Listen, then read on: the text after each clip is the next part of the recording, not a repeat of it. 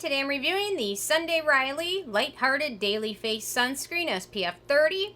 And really quick, I just want to say, purchase all these products with my own money. I'll never waste your time with sponsored ads or videos, so if you want to help support the channel, check out nobsbeauty.com, join my Patreon community, or click on the links below. And today I've got a beanie baby for, her name is Prickly Pear, which made me think of cactuses, which made me think of Mexico, and it kind of matched the bottle. Kind of looks good together, so there we go. Okay, so I'm going to set him next to Ghost because he's a little bit larger. Okay, hopefully they don't get the Ghost, the snowman Ghost. So this is a newer sunscreen, probably one of the newest of all the ones I'm reviewing. They came out with it recently. I was very excited about it, although once I got the bottle, I must say, it's a little bit of a letdown. It's very tiny. Anyway, I've got a lot of thoughts on this one, so stick with me. Okay, so they call this a lightweight 99.99% oil-free sunscreen with antioxidant-rich turmeric, blue light defense, and velvety finish. It has broad-spectrum SPF 30 protection to protect and hydrate skin with or without makeup. It does look okay without makeup, I will say. I mean, it's got a coloring to it, but not much of a white cast, so. Okay, my first criteria is packaging, I guess. Aside from the color of the packaging, I'm just disappointed in how tiny it is, but the packaging is fine. In terms of denatured drying types of alcohol, denatured alcohol is higher up on the list, which for a lot of people won't be an issue. For others, it can be an issue with sensitivity. Using a moisturizer before you apply this will help that a bit, but sometimes I don't notice it when I'm using it, but at the end of the day, my skin will sting a bit on days when I've used a really heavy alcohol sunscreen. Not all the time, but occasionally. So some people won't be an issue, might like it. Others, it can be an issue. In terms of fragrance, there's no fragrance ingredients in this one. It does have a bit of that sunscreen smell to it. You know what I'm talking about. Just, it reminds you like the beach when you're little or something. So it does have a little bit of that, but no fragrance, which makes it a little bit more friendly for sensitive skin. The manufacturing location for this one is the US, so no issues with that. So for SPF 30 is in this. That is just fine for a day-to-day sunscreen, but for very sunny days, days when you're outside a lot, days when you're at the beach, or sweaty. If you're sweating or swimming, this would not be my first choice as a sunscreen. I'd opt for something a little bit stronger for those days, like SPF 50. But for day-to-day, SPF 30 is just fine. No issues with that. The UVA protection with this one. So its label is broad spectrum in the US, which means not much. Broad spectrum, I've read some sunscreens can have a UVA protection of like 9 or 8 and still get broad spectrum labeled on their bottle. And 8 or 9 is not very good. So this one has zinc, that helps a little bit with the UVA rays. However, with the zinc, it seems to me like they're nanoparticles. I'm not certain of that. There's no label on here. I'm not exactly sure. I don't necessarily think they have to label as nano or non-nano. But if it is nanoparticles, you typically get less UVA protection from the zinc and better UVB protection, which goes with the SPF. So, for me, I'm not comfortable saying this has really great UVA protection. So, and UVA protection is kind of hard to judge because you don't get red necessarily. It's kind of deeper damage than that. So, that's my gut feeling on it. That's what I'm going with because now, after this whole Purito scandal, I learned to trust my gut because my gut instantly told me something's not right with this. But then I looked at other people, very smart people, who said this one's okay. It's the formulation that matters. And you know what?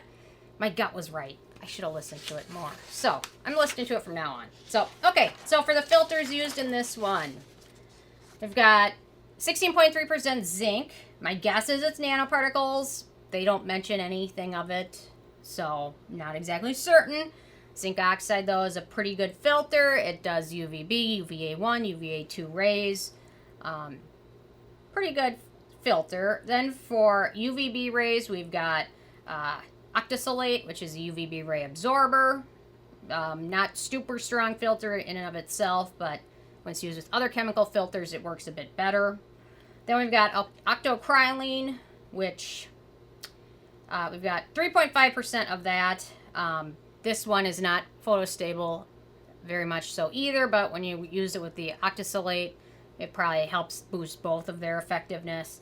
Although Octocrylene can help with water resistance, but a lot of people can be very sensitive to it in their sunscreen. So if you're very sensitive to a lot of chemical filters, keep that in mind.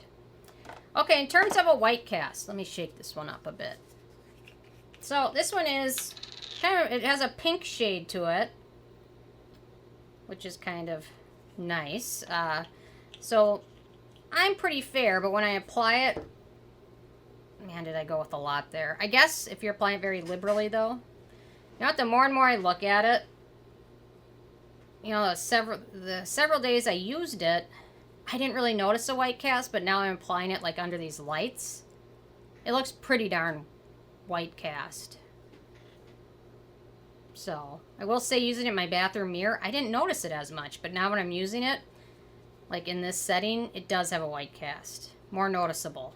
Although maybe my pale skin on my face, I didn't notice it initially, but yeah, it does have a white cast. Although the pinkness kind of helps, and the more you smooth it into your skin, it kind of disappears, but deeper skin tones will definitely notice a white cast. And I really notice it looking in the camera on the screen, so there we go.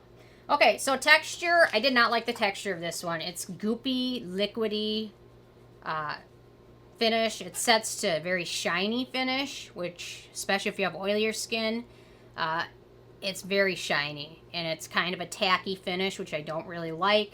Kind of is sticky, which makes me not want to use this without a foundation or powder over it. So they say you can use this with or without makeup, but I don't know if I'd want to look around with my face looking like this shiny all day and sticky. So I didn't like the texture of this one at all. Very goopy and liquidy. Ease of use, so I found it pretty easy to use, although again, the sticky shiny finish isn't my favorite. It tends to work well over other moisturizers and works pretty good under foundation. I didn't have any issues with pilling, but I just don't like the shininess of it. So, but it's easy to use. Okay, antioxidants and beneficial ingredients of this one. So I've got turmeric, they mentioned that. It's a brightening, soothing antioxidant, also has anti-inflammatory properties. We've got lutein, which is a carotenoid antioxidant. It's great when taken orally and applied topically. It also increases hydration and elasticity. Also, interestingly, absorbs potentially harmful blue light. So if you're concerned about blue light, that's a nice ingredient to have. Then we've got neem extract, which is a skin conditioning ingredient. Neem extract is good. Neem oil can be irritating. Then we've got red seaweed algae, which can work as an antioxidant and skin conditioning ingredient and can also help the sunscreen work better. We've got betaine, which is a hydrating ingredient. We've got ivy gourd, which is skin conditioning. Tinogard TT, which is, it's a preservative antioxidant combo ingredient. There's quite a few of those out there. This one seems to be a little bit less controversial. And then we've got safflower seed oil, which is an antioxidant hydrating ingredient. So you can definitely see the safflower oil. It does feel very oily.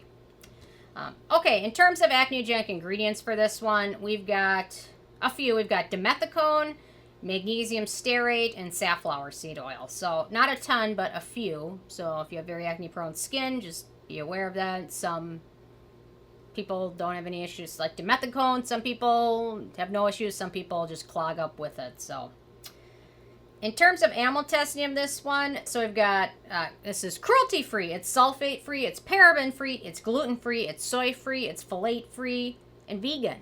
So if you're vegan, it's cruelty-free and vegan, so that's a nice option. In terms of performance, in my opinion, this would be a much better winter sunscreen because it is very hydrating, but it's also not super water sweat resistant. I think if they would have released this sunscreen like in November, December, I might have not had as much issue with the shininess of it, but applying this when it's super shiny and then going out for the rest of the day is just very shiny.